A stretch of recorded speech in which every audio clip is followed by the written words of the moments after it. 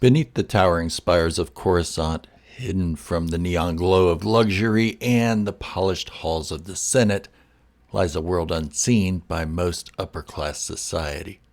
A world where shadows stretch long, where power does not radiate, but festers. It is here, in the depths of the planet-wide city, that Luthen Rael delivers the most haunting monologue in Star Wars history. There is no triumph in his words, no glory, no hope, only sacrifice. A rebellion built not on ideals, but on necessary evils, on lost futures, and the silent erosion of the self.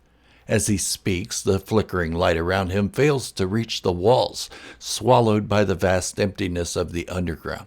The space is damp, cold, and lifeless, mirroring the soul of the man who stands within it. Now compare this to another speech, one given not in the shadows, but in blinding artificial light. Kino Loy stands atop a platform in the prison of Narkina 5, his face illuminated as he bellows his defiance, commanding men to take action. His danger is immediate, his fate sealed the moment he begins speaking, yet Luthen Rael's battle is a different nature. One not fought in the open, but waged in the corridors of secrecy, in the spaces between words, in choices made long before the fight has even begun. And then there's Marva Andor, unlike Kino Loy, whose words ignite an immediate riot, and Luthen, who speaks to a single man in secret. Marva's words arrive after she is gone. Her message is not a moment of defiance for herself, but a gift to those she leaves behind.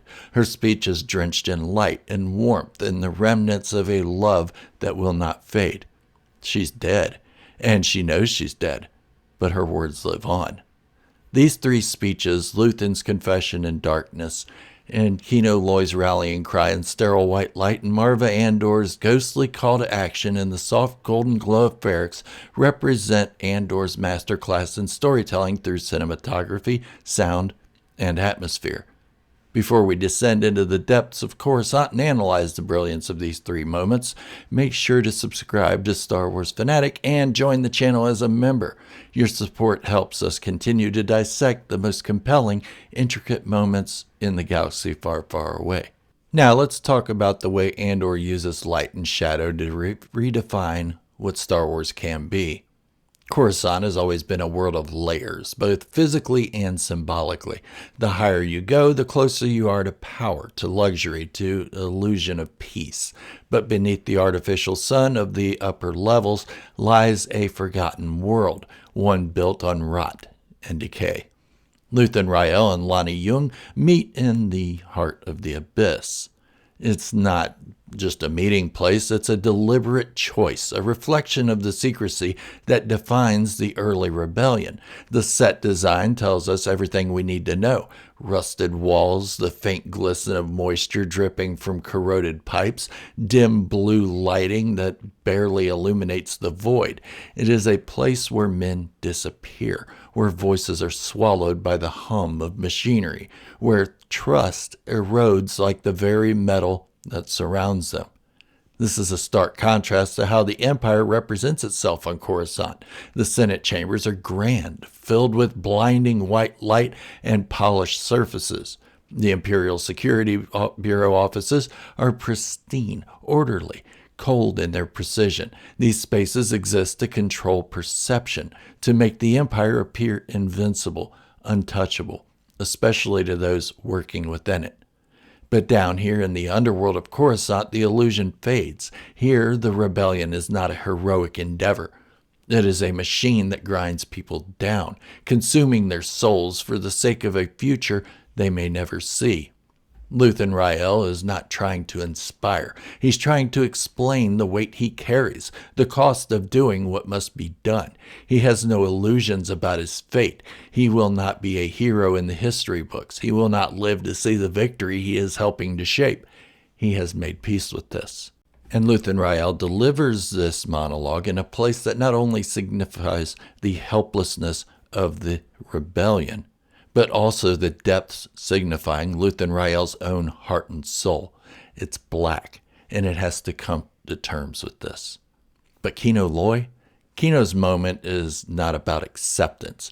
It's about taking action while there's still time. Now let's compare this setting to Kino Loy's speech on Narkina 5. The prison is a starkly different kind of hell. It is not hidden away in the shadows, but instead trapped in sterile glow of white lights. The floors shimmer with an unnatural brightness, their surfaces a cruel reminder of the electrified death that awaits anyone who steps out of line. Unlike Luthen, who stands in darkness, Kino is completely exposed. His moment is one of defiance in full view of everyone, his voice projected across the prison's intercom. He stands above a sea of prisoners, their white uniforms making them look like ghosts under the harsh lights.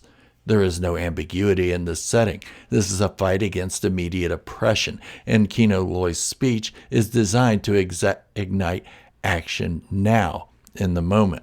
But what makes Kino's speech so powerful is that it is a speech of belief. It is not something he has rehearsed for years. He is not a leader of men. He is a man who has been pushed beyond his breaking point, who has seen his own reflection in the system that caged him. And in this moment, he finally chooses to fight. This is fundamentally different from Luthen Rael's monologue. Kino's moment is a desperate passion plea for action. Luthen's is cold, calculated admission of the price he has paid or will pay. Kino Loy is making a decision in real time. Luthen made his years ago. But what about Marva Andor? One of the 3 Marva Andor's speeches is the only one not delivered in real time. She's gone. She has no future, and yet her voice carries more warmth and love than either Kino Loy's or Luthen Rael's. The lighting of her scene is crucial. Ferrix is awash in golden hues. The flickering glow of lanterns, the warmth of the town's brick and metal, Marva's face displayed in a massive hologram is radiant, filled with fire but not anger. There is defiance in her words, but it is hopeful, not despairing. Luthen Rael speaks of sacrifice. Kino Loy speaks of action. Marva Andor speaks of transformation. "We've been sleeping," she says. Her words do not belong to a single man in the shadows. They do not ring out in a cold, oppressive prison. They live in the open air, surrounded by her people, carried by the sound of the anvil, by the quiet murmurs of those who know her, by the quiet rage building within the crowd. And then, violence. A riot erupts, but unlike Kino Loy's desperate escape, this is not a moment of survival. It is a moment of change. It is not just people fleeing their prisons. It is an entire community waking up. Marva Andor does not fight for herself. She fights for something larger. She fights so that her people will continue the fight long without her. Luthen Rael, Kino Loy, and Marva Andor. 3 moments, 3 speeches, 3 different fates. Andor does not show us a rebellion. It shows us the cost, the weight, the choices. It shows us what it means to fight for something greater than yourself, even if you never see the sunrise you hope to create. This is the Star Wars storytelling at its finest, and these 3 speeches have one major theme in common. Each of those delivering the monologues knows their fate, and it isn't good. None of them will survive or evade capture in Kino Loy's case to see the fruits of their own lives lost. And remember, Marva Andor recorded that speech before she died, knowing she was going to die. If you love deep dives like this, make sure to subscribe to Star Wars Fanatic and join as a channel member. Your support helps us continue exploring the most compelling moments in the galaxy far, far away. But what do you think of Luthen's monologue, Kino Loy's speech, and Marva Andor's final words? Let me know in the comments, and as always, may the Force be with you.